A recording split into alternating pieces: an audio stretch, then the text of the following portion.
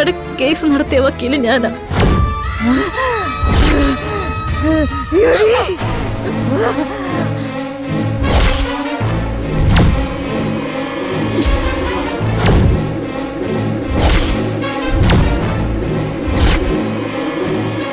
അപ്പൊ അത് നീയായിരുന്നല്ലടി ദുഷ്ടേ. എന്തിനായിരുന്നടി എന്റെ കൊച്ചിനെ കൊലയ്ക്ക് കൊടുക്കാനായിരുന്നോ നീ കേസ് കൊടുത്തത്? എന്ത് കാര്യത്തിന്?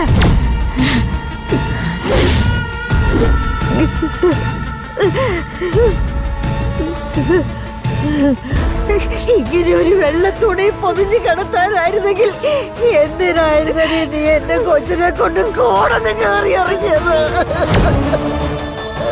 പറ, എന്തിനാണ് കൊച്ചിനെ കൊലയ്ക്ക് കൊടുത്തത്?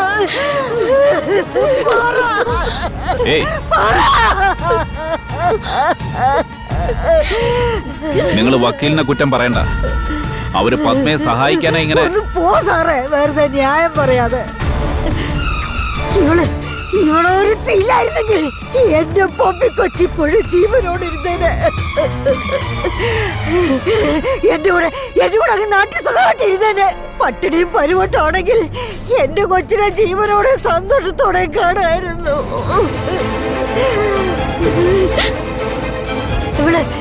ഇവള് ഒറ്റ കാരണം എന്റെ മോള് ചത്തുപോയത്. അയ്യോ,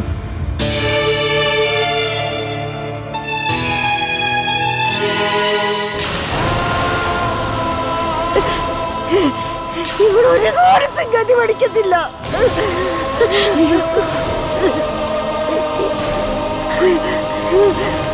ഒരു കാലത്തും ഗുണം പിടിക്കത്തില്ല.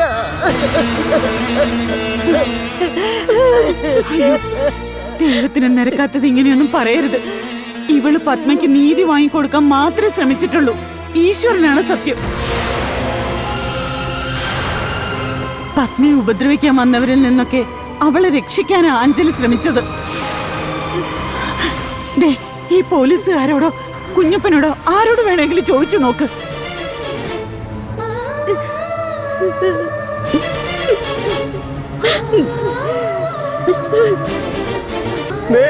ഇവിടെ നിൽക്കുന്ന എല്ലാവർക്കും അറിയാം പത്മയ്ക്ക് അഞ്ജലി ആരായിരുന്നു എന്നും അവൾക്ക് വേണ്ടി അഞ്ജലി എന്തൊക്കെ ചെയ്തിട്ടുണ്ടെന്ന്.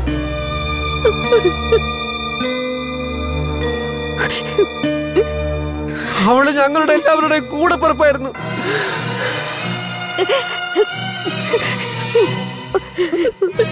അമ്മ ദയവ് ചെയ്ത് അഞ്ജലിയെ മാത്രം ശപിക്കരുത്. എന്ത് ശാപം? ആരോടിനി എന്ത് പറഞ്ഞിട്ട് എന്ത് കാര്യം? എന്റെ കൊച്ചു പോയി. നിങ്ങളെല്ലാം കൂടെ നന്നാക്കി അവളെ നശിപ്പിച്ചു. കുഞ്ഞമ്മ ധൈര്യമായിട്ടിരിക്കും. ഒന്നും അവസാനിച്ചിട്ടില്ല. ഒന്നും. പത്മയെ ഈ ഗതിയിലാക്കി ആരെയും നമ്മൾ വെറുതെ വിടില്ല.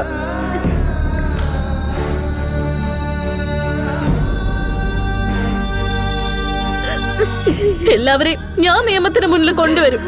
അതിന് കുഞ്ഞമ്മ വേണം. അയ്യോ സ്വാമി, മതി. ആളെ വിട എന്റെ പൊന്നെ. ഇത്രയും നാള് ചെയ്ത് എന്റെ ഉപകാരം തന്നെ ധാരാളം. ഇനി ഞങ്ങൾക്കൊന്നും വേണ്ടായേ. സ്വാമിയെ ആളെ വിട്.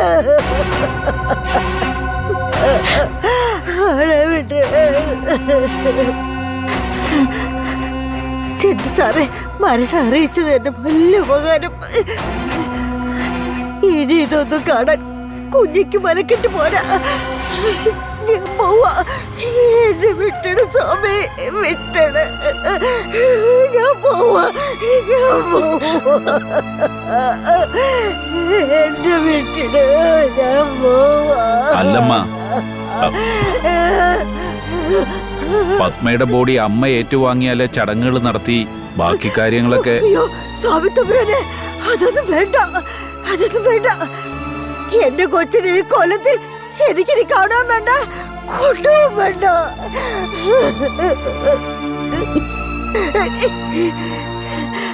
നിങ്ങളൊക്കെ കൂടി അതിനെ കത്തിച്ചു കളയോ ഒഴുക്കി കളയോ എന്താന്ന് വെച്ചാ ചെയ്തു സാറേ. എന്താന്ന് വെച്ചാ ചെയ്തു.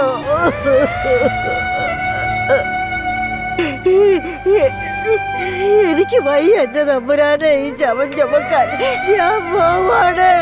ഞാൻ പോവാണ് എന്റെ തമ്പുരാനെ. എനിക്ക് വേല. ഞാൻ പോവാ.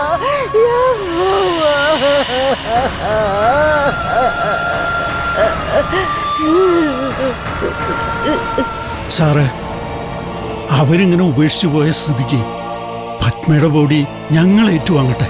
ഞങ്ങൾ നടത്തിക്കൊള്ളാം പത്മയുടെ ശവദാഹം.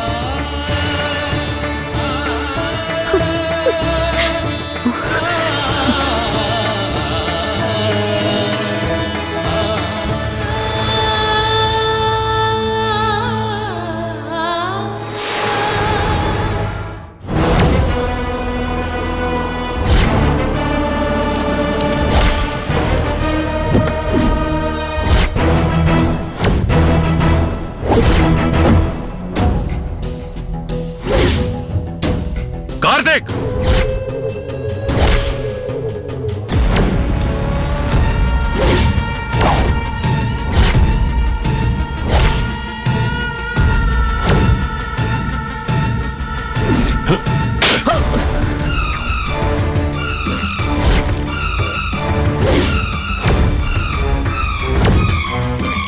നീ എന്ന് മുതലാടാ എന്റെ തലയ്ക്ക് മുകളിൽ കയറിയിരുന്ന് എനിക്കിട്ട് ഉണ്ടാക്കാൻ തുടങ്ങിയത്? അച്ഛൻ എന്തീ പറയുന്നേ? ഞാൻ എന്ത് ചെയ്തെന്നാ? ചെയ്തത് പത്മയുടെ കൊലപാതകം. യവൻ ഒറ്റയ്ക്കല്ല, ദേ എവളും കൂടി ചേർന്ന്. ഈശ്വര, അച്ഛൻ എന്ത് പ്രാന്തായി പറയുന്നേ? പത്മ കൊല്ലപ്പെട്ടു എന്ന് പറയുന്ന സമയത്ത് ഞാൻ കോടതിയിലായിരുന്നു. പിന്നെ എങ്ങനെ ഞാൻ അവളെ കൊല്ലുന്നത്? അതും തക്കല നാഗർകോവിൽ എന്നിട്ട്. ഡാ മോനെ കാർത്തിക്, നീ കൊല്ലക്കുടിയിൽ സൂചി വെക്കാൻ നോക്കല്ലേ. എടാ, നീ കൊന്നു എന്ന് പറഞ്ഞാൽ അതിനർത്ഥം നീ നേരിട്ട് ചെന്ന് കൃത്യം നടത്തി എന്നല്ല. എടാ, കാശ് ഇറക്കാമെങ്കിൽ പിന്നെ ആർക്കും ആരെ വെച്ചും ആരെയും തീർക്കാം. അതൊക്കെ ശരിയായിരിക്കാം, പക്ഷെ അച്ഛൻ ഈ പറയുന്ന കാര്യങ്ങളൊന്നും ഞാൻ മനസ്സാവാച അറിയാത്ത കാര്യങ്ങളാ. അതെ അച്ഛാ, കാർത്തിക് പറയുന്നത് നേരാ. അത് നിനക്കെങ്ങനെ അറിയാം? നിന്നോട് പറഞ്ഞിട്ടാണോ ഇവൻ ഓരോന്ന് ചെയ്യുന്നത്?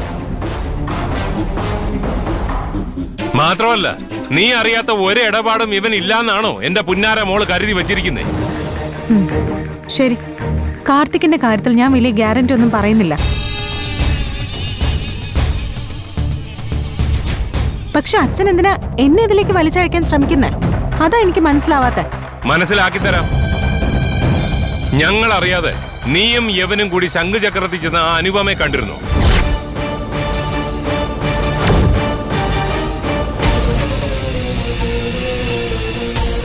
കണ്ടെങ്കിൽ അത് എന്തിനായിരുന്നു?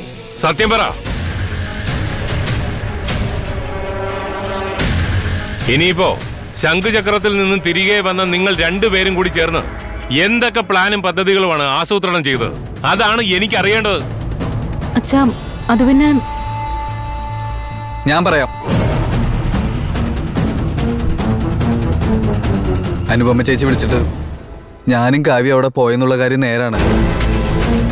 പത്മ കേസിൽ അധികം വൈകാതെ ഒരു ട്വിസ്റ്റ് ഉണ്ടാവുമെന്നും വീട്ടുകാരുറപ്പിച്ച കല്യാണത്തിൽ നിന്ന് അർജുൻ എസ്കേപ്പ് ആവാൻ സാധ്യതയുണ്ടെന്ന് അനുപമ ചേച്ചി വിളിച്ച് പറഞ്ഞിരുന്നു. നിങ്ങൾ എന്തിനാ ഈ പിള്ളേരെ വിളിച്ച് അതും ഇതുമൊക്കെ പറഞ്ഞ് വെറുതെ എരികേറ്റുന്നത്? അവർക്ക് വേറെ പണിയൊന്നുമില്ലേ? അവൾക്കും ഇതുകൊണ്ട് എന്തെങ്കിലും ലാഭം വല്ലതുണ്ടോ? ഒന്നും മിണ്ടാതെ നിക്കടി. എന്നിട്ട് നമ്മുടെ രണ്ടുപേരുടെയും കോമൺ ശത്രു ഒരാളാണെന്നും ചെയ്യേണ്ടത് ചെയ്യേണ്ട പോലെ ചെയ്താ നമ്മുടെ രണ്ടുപേരുടെയും കാര്യങ്ങൾ സ്മൂത്തായി നടക്കുമെന്നും അവര് പറഞ്ഞു. അതുകൊണ്ടാണോ നീ പത്മയെ അങ്ങ് തീർക്കാമെന്ന് വെച്ചത്? അയ്യോ അല്ല, കല്യാണ പന്തലെത്തിയാലും അർജുൻ എന്തെങ്കിലും ഉടായ്പ കാട്ടുമെന്ന് എനിക്ക് ഉറപ്പായിരുന്നു.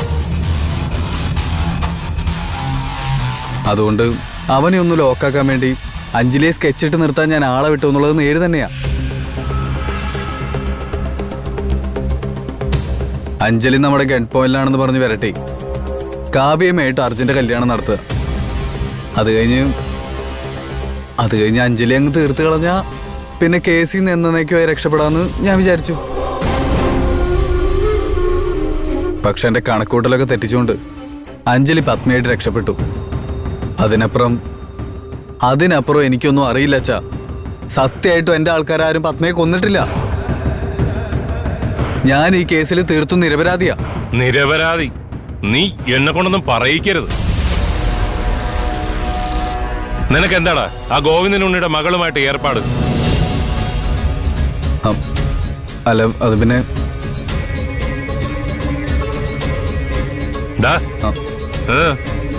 എന്ത് പിന്നെ? നീ രാത്രി അവളെ കാണാൻ വേണ്ടിട്ട് ആ വീട്ടിൽ ചെന്നിരുന്നു. എന്നിട്ട് നീ എന്തൊക്കെ പ്രശ്നങ്ങളാണ് അവിടെ ഒപ്പിച്ചു വെച്ചത്? മനുഷ്യനെ നാണം കെടുത്താനായിട്ട് ഓരോരോ ജന്മങ്ങള്. അച്ഛാ, അതൊക്കെ വെറും ഇൻഫാക്ച്വേഷൻസ് മാത്രമാ. ഏതായാലും ഒരു കാര്യം സത്യം, അഞ്ജലിയെ ഗൺ പോയിന്റിൽ നിർത്താൻ പദ്ധതിയിട്ട കാര്യം കാർത്തിക് അച്ഛനോടും രാഘവനങ്ങളോടും നേരത്തെ പറഞ്ഞിരുന്നതാ. ഞാൻ പക്ഷെ കല്യാണ മണ്ഡപത്തിൽ എത്തിയ ശേഷമാ ഈ കാര്യങ്ങളൊക്കെ അറിയുന്നത് പോലും. അതുകൊണ്ട് ഇതിൽ എനിക്കും ഒരു പങ്കുമില്ല എന്ന് അച്ഛനൊന്ന് മനസ്സിലാക്കണം. അപ്പൊ നീയും അല്ല അവനും അല്ല. അപ്പോ പിന്നെ പത്മയെ തീർത്തത് ആര്? അതാണ് എന്റെ ചോദ്യം. ഒരുപക്ഷെ ഇവരെ മുമ്പിൽ നിർത്തിയിട്ട് അനുപമയാണ് ഈ കൊല ചെയ്തെങ്കിലോ?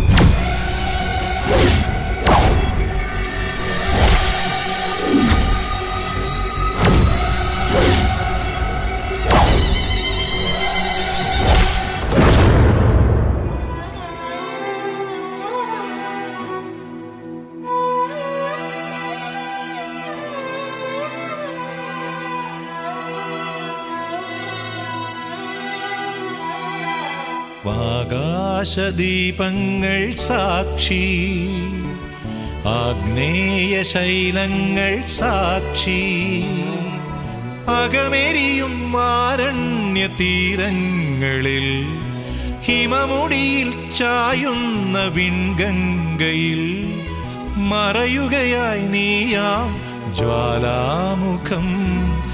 ആകാശദീപങ്ങൾ സാക്ഷി, ആഗ്നേയ ശൈലങ്ങൾ സാക്ഷി.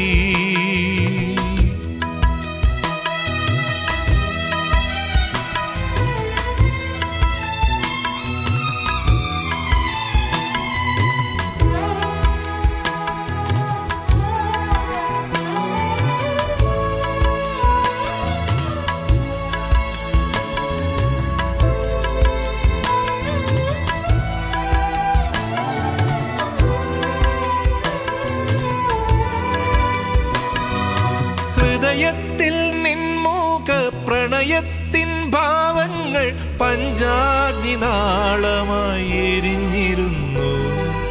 തുടുവിരലിൻ തുമ്പാൽ നിൻ തിരുനെറ്റിയിൽ എന്നെ നീ സിന്ദൂരരേണുവായി അണിഞ്ഞിരുന്നു.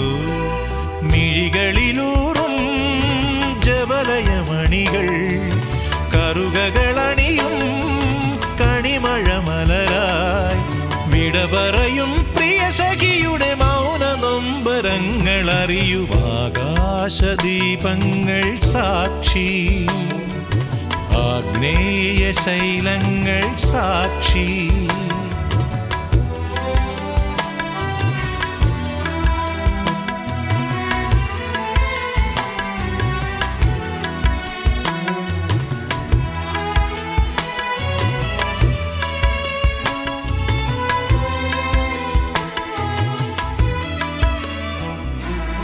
മനസ്സിൽ നീ എപ്പോഴും മന്ത്രാനുഭൂതിയാം മഞ്ഞിന്റെ വൽക്കലം പുതച്ചിരുന്നു. തുടിയായി ഞാൻ ഉണരുമ്പോൾ ഇടനെഞ്ചിൽ നീ എന്നും ഒരു രുദ്രതാളമായി ചേർന്നിരുന്നു.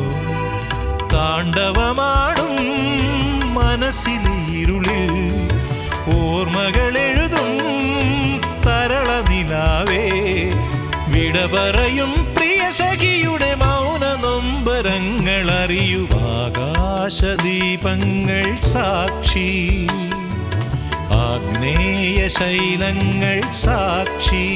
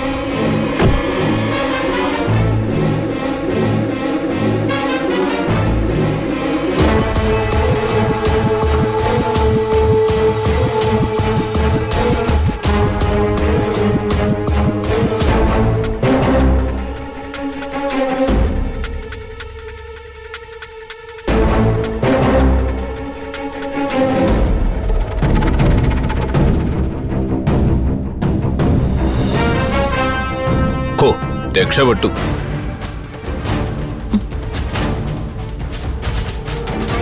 താൻ എവിടെയായിരുന്നടോ? തന്നെ വിളിച്ചിട്ട് കിട്ടിയതുമില്ല. അത് സാർ ഫോൺ. അതുവിടെ. ഏതായാലും ദഹനം നടന്നില്ലല്ലോ. ഈ കിടക്കുന്നത് നിങ്ങൾ ഉദ്ദേശിക്കുന്ന പത്മകുമാരി ആകണമെന്നില്ല.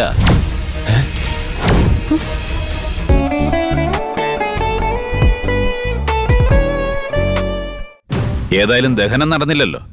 ഈ കിടക്കുന്നത് നിങ്ങൾ ഉദ്ദേശിക്കുന്ന പത്മകുമാരി ആകണമെന്നില്ല.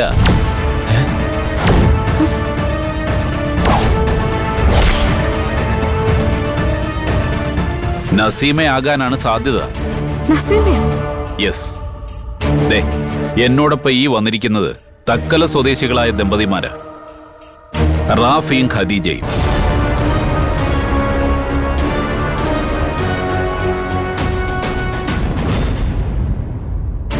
ഇവരുടെ മകൾ നസീമ 2 ദിവസമായിട്ട് മിസ്സിംഗ്. പക്ഷേ ഇവർ മിസ്സിംഗ് പെറ്റീഷൻ ഫയൽ ചെയ്തത് പാർവതീപുരം പോലീസ് സ്റ്റേഷനിലാണ്. നസീമയുടെ ഭർത്താവിന്റെ വീട് ആ പ്രദേശത്താണ്. സാറ് പറഞ്ഞു വരുന്നത്? ഇവര് നൽകിയ വിവരങ്ങൾ വെച്ച് നോക്കുമ്പോൾ ഇപ്പോ പത്മയുടേതെന്ന് കരുതി നിങ്ങൾക്ക് കൈമാറിയ ബോഡി നസീമയുടേതാണോന്നൊരു സംശയം.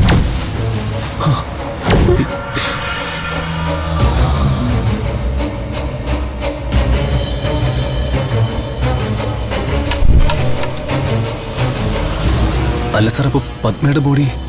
That we have to find out. First of all, ഇപ്പൊ നിങ്ങൾക്ക് കൈമാറിയ ഈ ബോഡി നസീമയുടേത് തന്നെയാണോ എന്ന് ഞങ്ങൾക്ക് ഉറപ്പുവരുത്തണം. അതിന് ബോഡി വിശദമായ പരിശോധനയ്ക്ക് ഒന്നുകൂടെ മെഡിക്കൽ കോളേജിലേക്ക് കൊണ്ടുപോകേണ്ടതുണ്ട്. അതിനാണ് ഞാനിപ്പോൾ വന്നത്.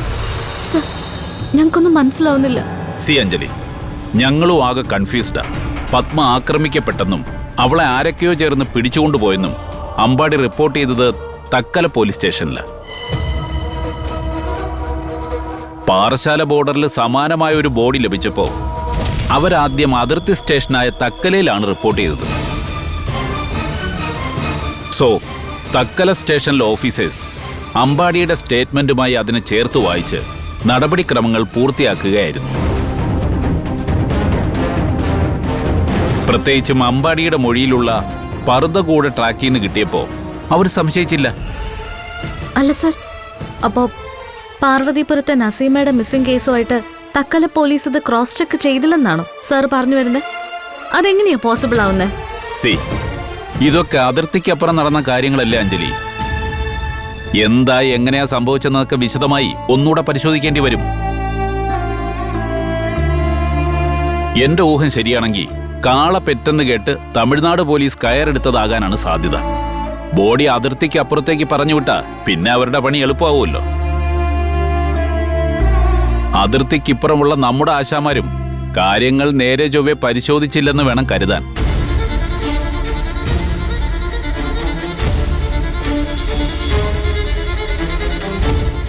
പത്മയുടെ ബോഡി? സി, പത്മ ആക്രമിക്കപ്പെട്ടു എന്നത് നേരാണ്. അത് സ്ഥിരീകരിക്കാൻ നമുക്ക് അമ്പാടിയുടെ മൊഴി മാത്രം മതി. ബട്ട് പത്മ കൊല്ലപ്പെട്ടു എന്നതിന് ഇപ്പോഴും ഒരു തെളിവ് നമുക്ക് ലഭിച്ചിട്ടില്ല. ആ കുട്ടി മിസ്സിംഗ് ആകാനും സാധ്യതയുണ്ട്.